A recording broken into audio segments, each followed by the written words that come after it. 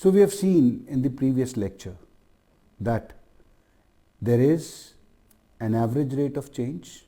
This average rate of change is between 2 points, the start of heating to the boil, and there is an instantaneous rate of change in order to figure out that what was the rate of change at any given point of time in between the start and end.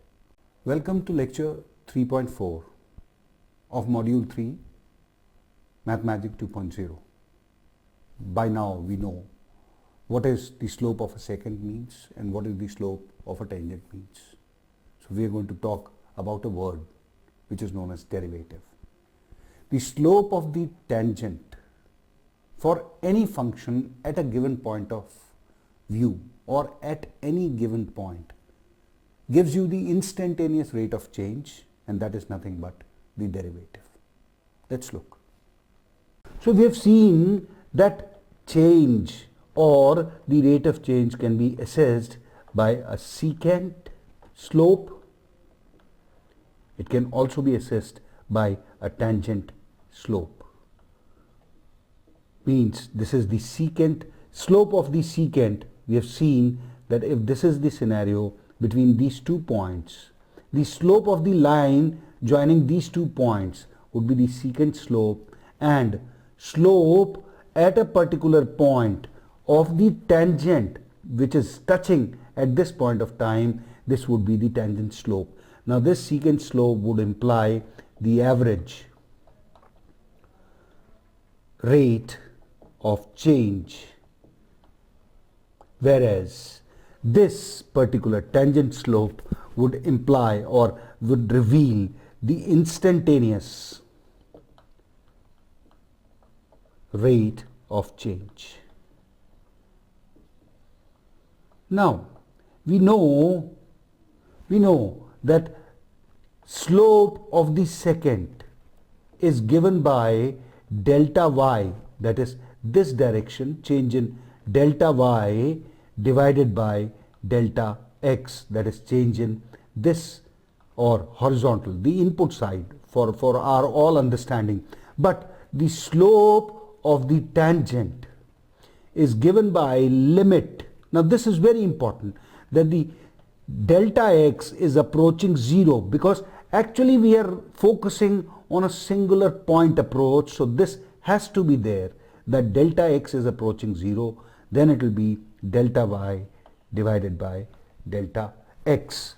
Now this particular slope of the tangent is known as the derivative of a function. Let us look to a scenario.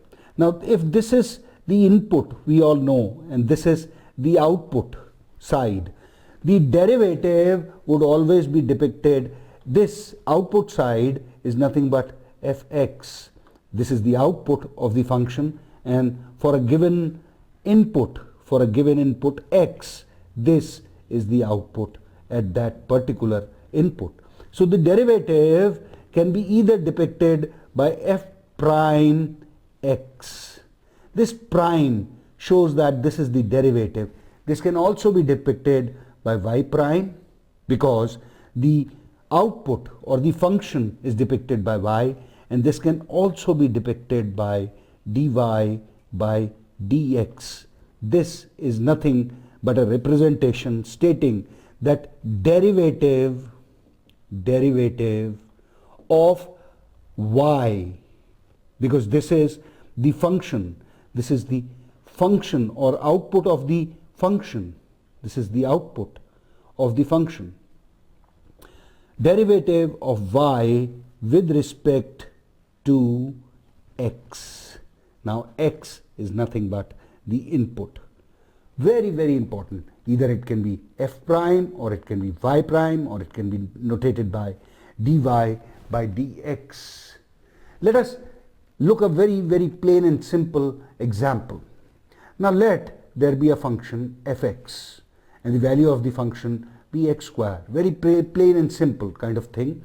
Now when I say that this x square, as we looked, that there was a, and then the next point was a plus h. Similarly, I can have x and then there will be x plus delta x, graphically depicting that x is this point and x plus delta x becomes this point.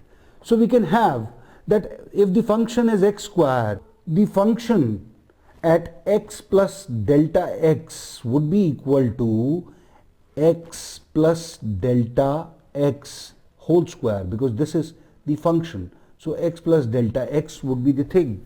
Now if I really want to find the derivative of the function f prime x, we know that it is nothing but limit delta x approaching 0. The y direction would have f x plus delta x minus f of x, that is this point minus this point, divided by delta x. I substitute the values limit delta x approaching 0. Substitute this, because this is x plus delta x square, x plus delta x whole square, because the function is x square minus x square divided by delta x. If I solve it further, limit delta x approaching 0. If I expand this, it will be x square plus 2x, because a plus b whole square, so it will be a square, that is x square, 2x plus 2x into delta x plus delta x whole square, because this is b square, minus x square divided by delta x. So this x square and this x square goes. I'll further solve it. So it will be limit delta x approaching 0, 2x delta x plus delta x whole square divided by delta x. I can very well remove this delta x, this delta x, take out common, this delta x, and this delta x. So this is a plus sign over here. So it finally sums up to be limit delta x approaching 0, 2x plus delta x, because this delta x is cancelled out here. So finally, if I now substitute for the value of delta x tending to 0, this whole will become equal to 2x. So f prime of x, wherein fx is x square, the f prime becomes 2x. So this is nothing but the derivative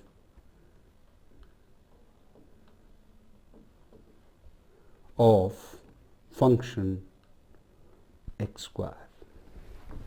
So in the coming lecture, what we are going to do is we are going to look to certain basic rules, how to evaluate, how to assess the derivative of function, because this function can be a complex kind of a function. This function can be having a multiplier of a constant. It can have a power, x square, x7, x9, those kind of powers.